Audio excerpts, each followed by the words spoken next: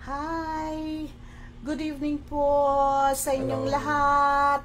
Si Mulet Aranza po ito.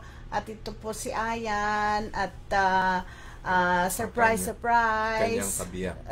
Kanyang kabiyak. At sinusuportahan po ako ngayong gabi. At sumama po siya sa akin ngayong gabi para suportahin ako at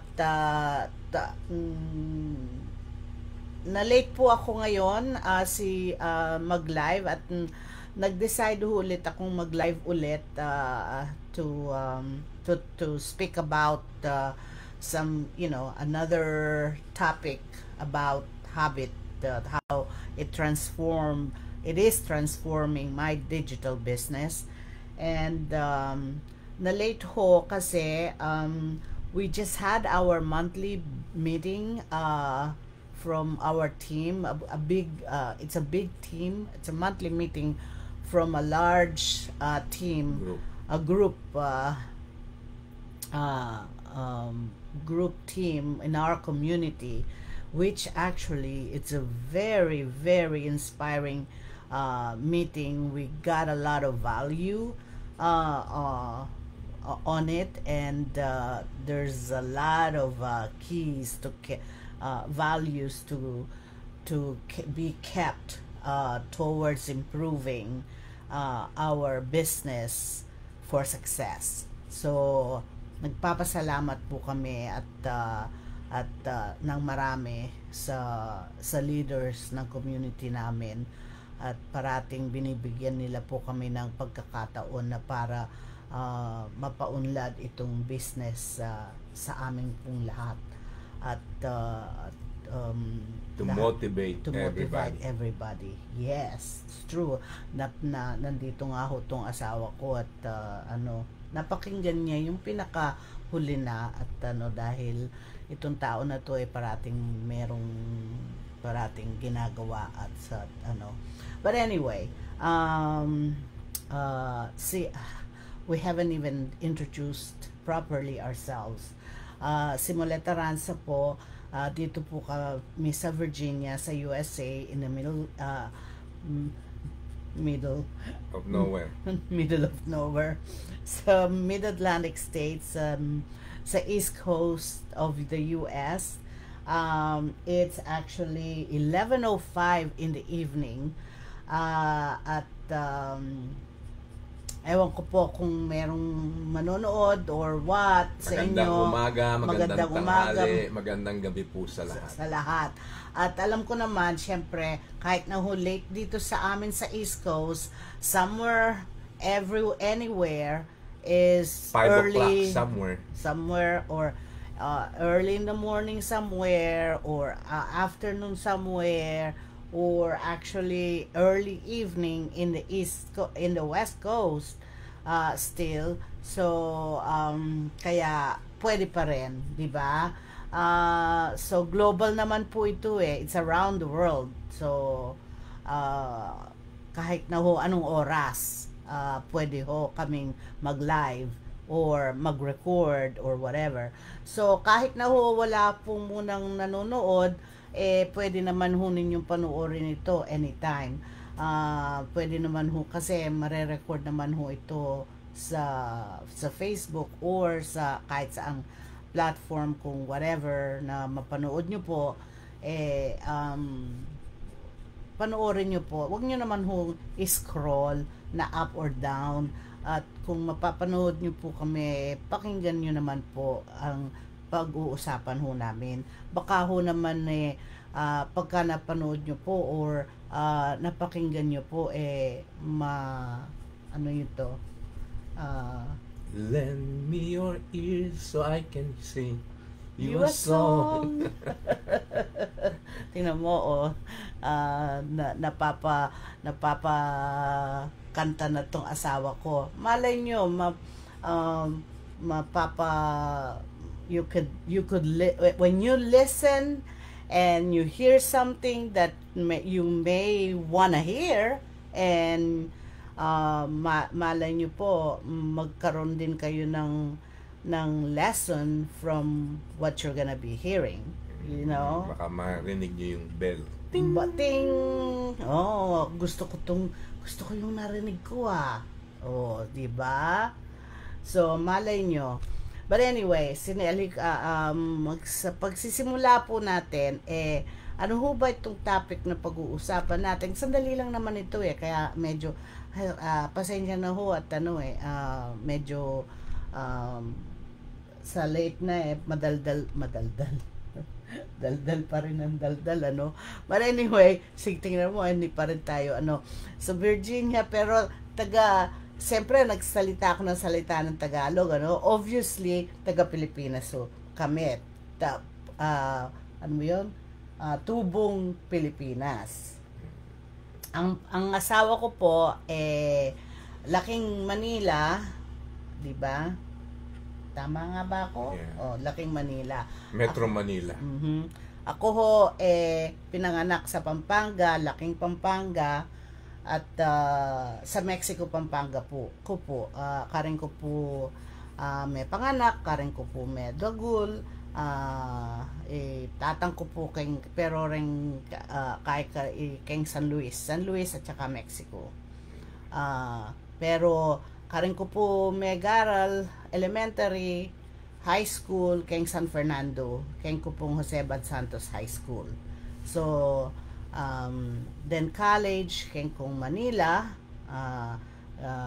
and then may Gobraku, kay Manila, and then kay Angeles, kay kong Angeles, and then before I came here in the US in 1989.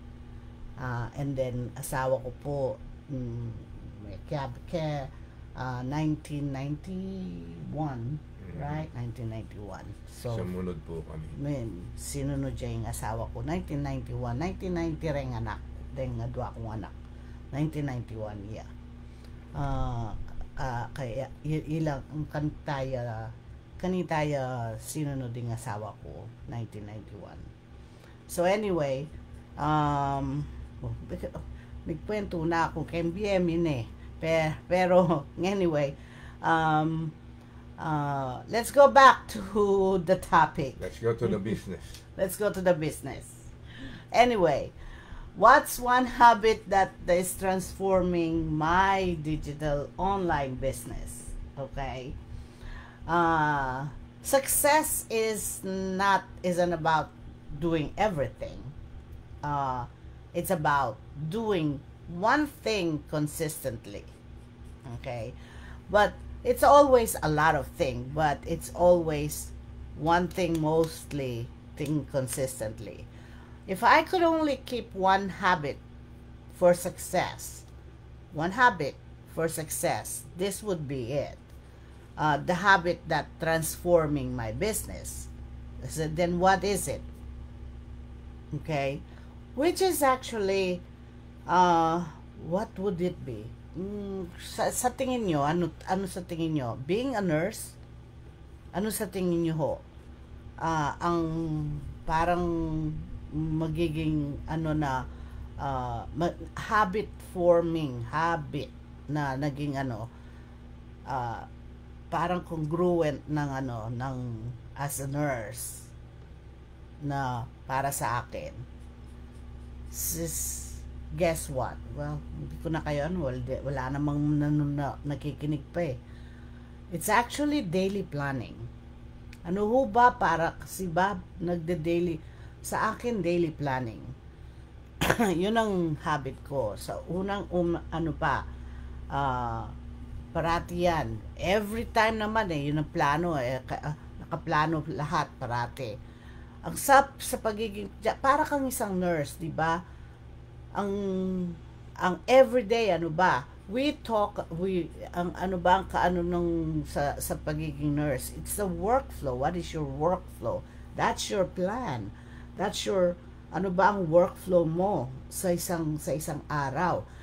Di ba pagka dumarating para kang sa isang nurse, pagka dumarating ka sa umaga, meron ka ng plano yan, nakaset na yan. Sa one from pagka-clock in mo, ano ba yan? Tapos, pagka nag-train ka ng nurse or whatever, o ayan ang ano mo ha, nakaano na yan. Paano ba ang ano mo, mag-open ka ng ganito, yan, hindi, lahat yan. Step by step yan. Kagaya ng sinasabi namin sa inyo, pagka pumasok kayo sa programa nito, step by step. It's a system of a step by step training. Ganun din yun. Kaya daily planning, it sounds simple, right? But it's a game changer. Yeah, I always spend like about 10 minutes each morning mapping out my tasks. Nung una ho, nung una, overwhelm ako. Kasi syempre hindi ka sanay. I'm used to what I'm doing as a nurse, pero hindi ako sanay sa ganito. Syempre, it's a habit forming. Kaya nga aanuhin mo, it's a habit. That's why it's a habit. If-form mo yung habit na yon. It's just like doing an exercise. Sa una, bago ka yung exercise mo, di ba? Yung pagka nag-exercise ka, di ba? Just make sure it's a good habit. Yeah. Di ba pagka nauna, pagka ang exercise, di ba? Para ka nahihirapan. Ganun din yun. Pagka nasanay ka, break in. Oo, kailangan ng break in. Lahat naman ang una eh. O magdadrive, katulad ng apo ko, unang driving, mahirapan ka. Lahat naman, lahat ng simula, mahirap. Pero pagka masasanay ka na. It gives you clarity and focus. Gayon. It gives you clarity and focus. This one habit doubled your productivity. Madodouble yung productivity mo. Katulad nung una nga. Sabi sa'yo, nung una, overwhelm ako. Then after that, nasasanay na. Start small. Every morning, I set clear priorities and take action. Na-actionan ko na. No wasted time. No overwhelm. Hanggang sa not just steady progress. Small daily habits create big success over time. Start small. Pick one habit, like daily gratitude or planning, and stick with it for 30 days. You'll be amazed at the results. Kaya yun na nga yun. Diba, didn't you not notice me, diba, right, Papa, nung una? Kahit ito, nung una, nung nag-retire ito, diba, you were really overwhelmed din ito nung because hindi niya alam rin ang gagawin niya dahil bagong routine eh. It's a routine. It's a bagong routine. Hindi niya So, sabi ko sa kanya, plano mo yung sarili mo. You have to plan ahead, sabi ko. You have to kasi you're used to what you're doing. Now, you have to plan. Di ba? What did I tell you, right? So, sabi ko sa kanya, parati yun. Plano mo. This simple habit has not only kept me organized, but it has also allowed me to prioritize effectively, leading to improved decision making. Parati ko, naalala ko na naman, para ang decision making ko daw, parating I always make, sa aming dalawa kasi, parating akong, siya na nag-iisip. Kaya wala na akong isip.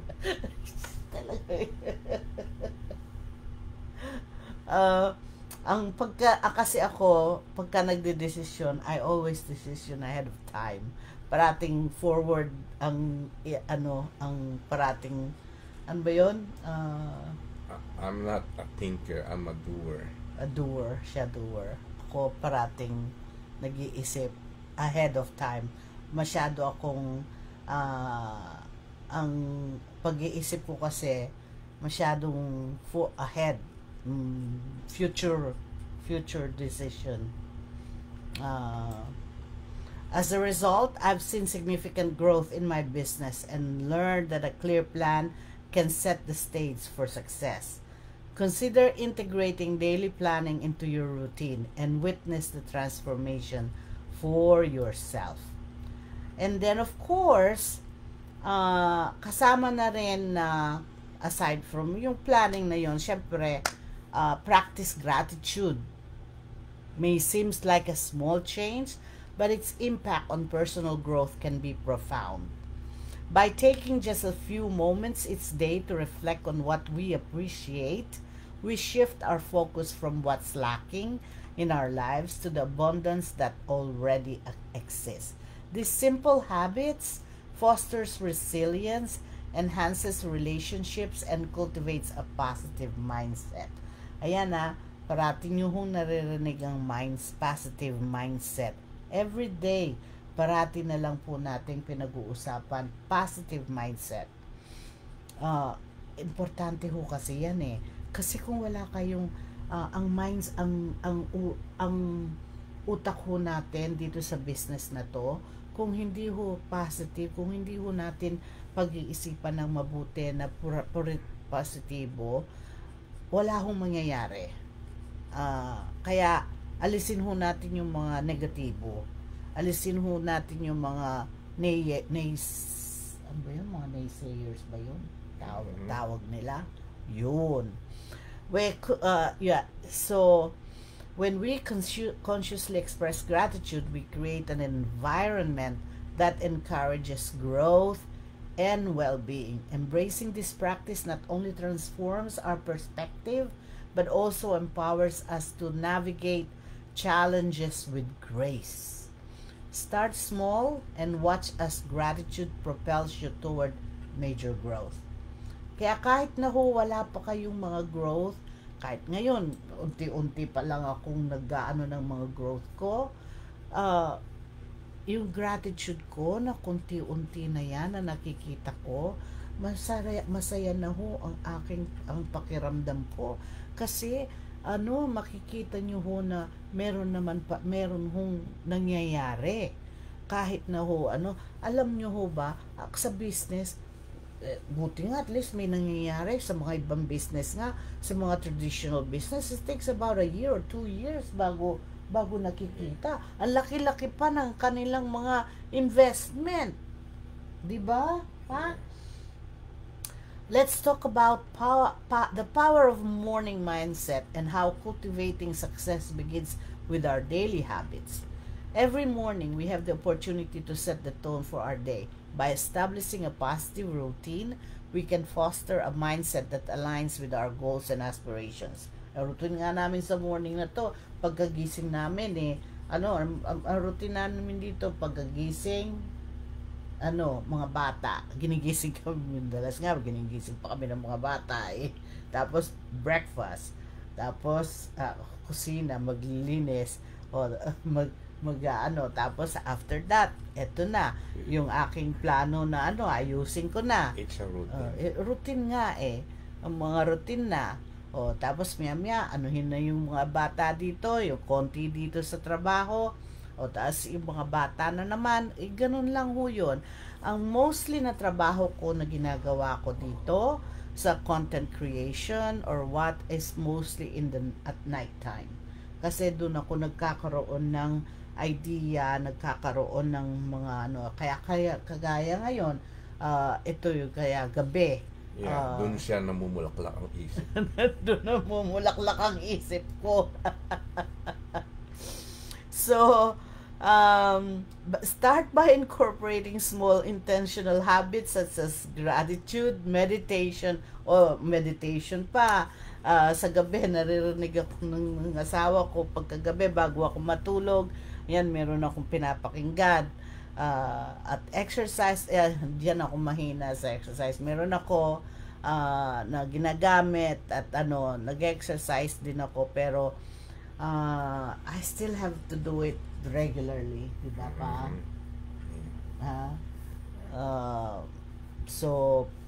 Pero hindi, nag-exercise pa rin ako, Papa, kasi pinupush ko si Lawrence di ba, nagwo-walk pa rin ako. Exercise sa kanya, ako workout. So workout. But also, these practices not only enhance our focus and productivity, but also build resilience.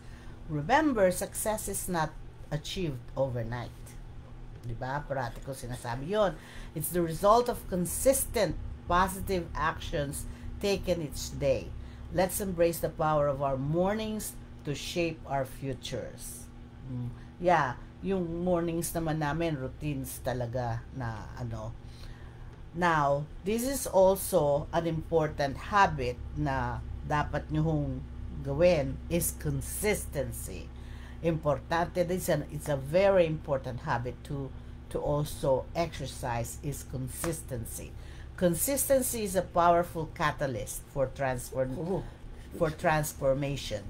Small, deliberate change in our daily routines can lead to significant improvements over time. For instance, dedicating just 10 minutes each day to learn a new skill or read a book can compound into substantial knowledge and expertise. Or anyway, yung mga ganon, or sa ganitong new skill or read a book, pwede yun importante sa ating personal transformation, personal growth sa atin. But for also consistency for your business, for example, sa consistency sa ginagawa mo sa business mo, sa posting, sa content creation mo, kung anong ginagawa mo, those consistency na kailangan na gawin mo, ay kailangan mong gawin yon very disiplinado. Dapat mong gawing idisiplina mo ang sarili mo for much consistency. Moreover, consistency fosters discipline, which not only enhances your productivity but also strengthens your resilience. Importante po yan. By committing to these small changes, we establish habits that build momentum. Okay? Ultimately creating big results that can redefine your personal and professional lives. Remember, it's the little things we do every day that pave the way for remarkable outcomes. I also want to talk about the power of starting small in your business. Transformation doesn't always require drastic changes. It can begin with small, consistent daily actions. These incremental improvements can lead to significant results over time, making your goals more attainable and less overwhelming. By focusing on daily habits, you create a foundation for growth and success. Each step, no matter how small, contributes to a larger vision. Embrace the journey and remember that every big achievement starts with the decision to take that first step. Start small and watch your business thrive. Okay? So in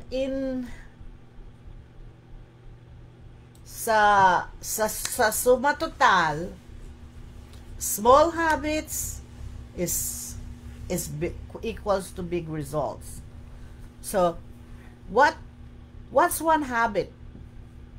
Yun ang question ko. What's one habit that you're working on? Okay? So, kung sino man po ang makikinig dito, kung merong makikinig, drop it below, okay? Sa comments. So, what habit are you going to start today? Okay? Pwede rin mag-comment din po kayo. So, save this video if for your daily reminder if you want to. And then another question is, what's one habit that helps you stay on track? Drop it also in the comment if you want to. Want to build success habits? Join us at www.mariamoletaranza.com. At iniimbita ko po kayo dahil marami po kayong malalaman kapag ka nag-join po kayo dito. Join na lang kayo and have a good Time. Sa at magsama-sama po tayo, marami po kayong matututunan. At dito po sa programa namin dito, hindi po kayo magsasawang marami po kayong, hindi po kayo magsasawang matututo ng para sa inyong sarili, para sa inyong pamilya, at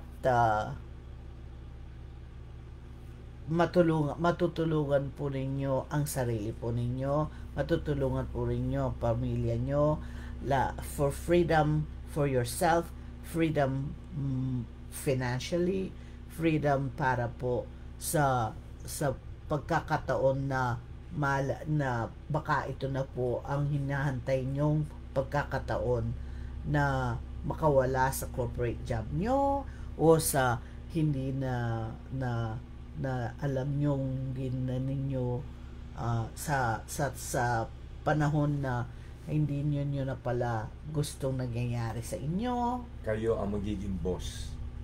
Yes. So, join us at www.mariamulet.aranza.com.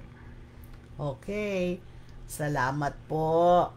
Bye. At sana po ay nanonood pa kayo. Bye-bye. Pwede niyo po everyone. Bye.